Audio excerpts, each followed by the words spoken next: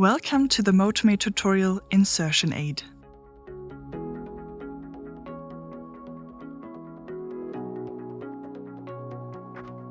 By means of the Insertion Aid function, the foot shells can be steplessly adjusted to an optimal insertion position before the start of the training. This makes it easier to insert the feet. In addition, this function can also be used for an initial test run to check the sitting position, knee angle, and if necessary, spasms that may occur. To use this function, select the Insertion Aid button on the home screen.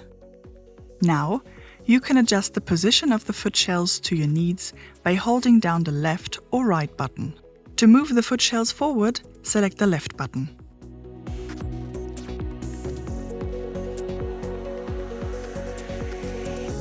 To move them backward, select the right button.